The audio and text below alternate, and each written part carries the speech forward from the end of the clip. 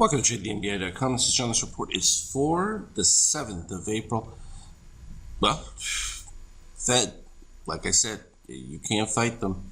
Unlimited buying power, and they seem to like this 23% line.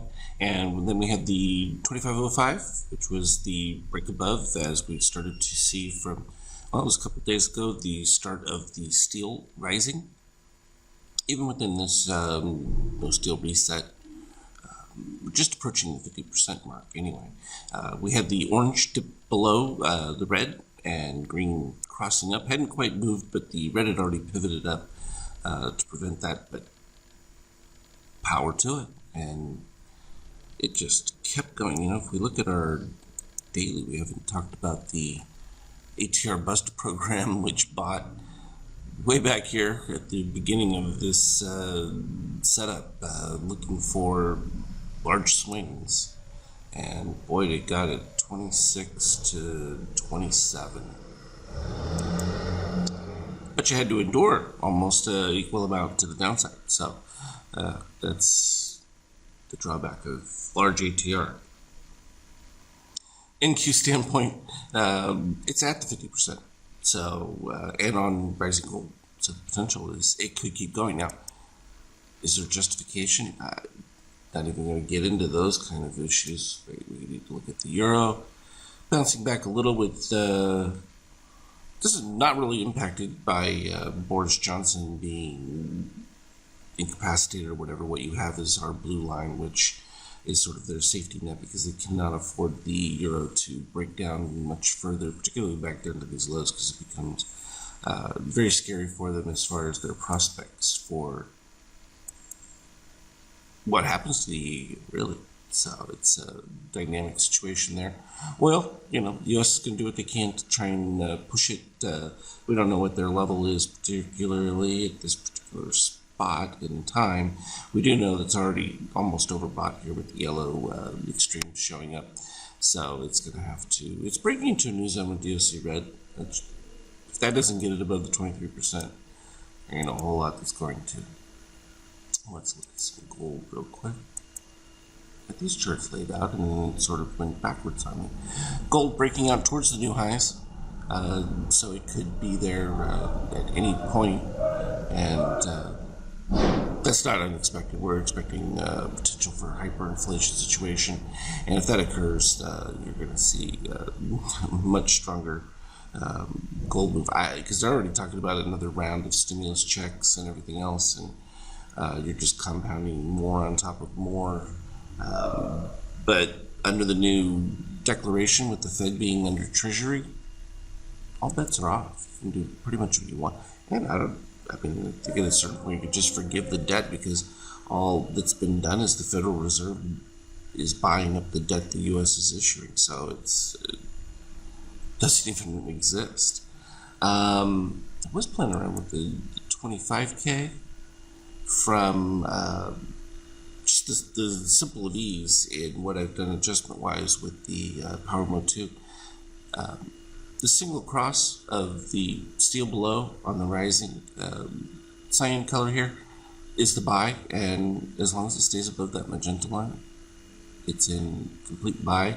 And when it dips below, you still have to have the steel cross above it to give it a sell signal, so no change there. I mean, it's pretty darn clean. 5K chart, well, yeah, you can see it was just lightning from early on. Going forward, it's funny because we had some of these what I call Sigma events, and they were projecting some big moves. If you look at the negative 1.68, you'll notice the green is on the positive side. It's not supposed to be that way. So deducting that from the positive number, you get a 70-point move roughly from 2652. So that's 27, 20 range. What's the high? 27.21. So that's kind of how that works. The smaller moves that you get within the other ones will project the downside, unless you're having, in this particular case, these are all bullish ones, because when green, which is a negative number, always a negative number, moves to positive, sort of a freak out, which is interesting because you'll see that take place in the midst of what is a modest downturn, and it just projects where they're headed with it. And so they needed more, get a little bit more shorts going in there, and then boom, take it to new levels. And this coming off of what was already a monster move. I mean, geez, look at how big this was. And this is the power. They can suck up every short seller, every seller that exists in the market, and not even blink.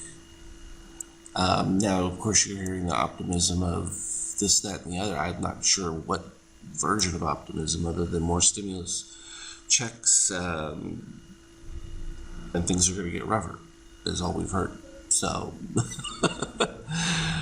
but that's the beauty. The market's looking 6 months down the road, and the projection is that things would be starting to get back to normal. And this valuation. So that's going to be the interesting one.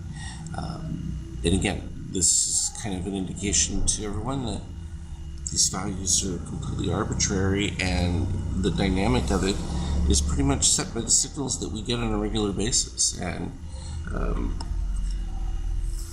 there's people who are, what are you looking at for forward P&E on companies that are doing anything? And the ones that are just getting government support at this particular time. So it's an interesting one. But not really worried about that because we see it long in advance. Once you get cyan under red, that's pretty much it, and it's off to the races from there. Interesting that we're coming up against old positive extreme levels, 27-17 range. So it'll be interesting to see if that has an impact. And then we had previous ones in the 26 range in that. So, all in all, good stuff. As always, I will keep popping in and out of the Skype chat. A lot of programming with trying to incorporate all these things, create the new setup that converts all the other colored candles into just our regular MBI and GAMs. But I think it's going to be super effective and make it really easy to see the transition points. As always, though, trade well. We'll talk to you later.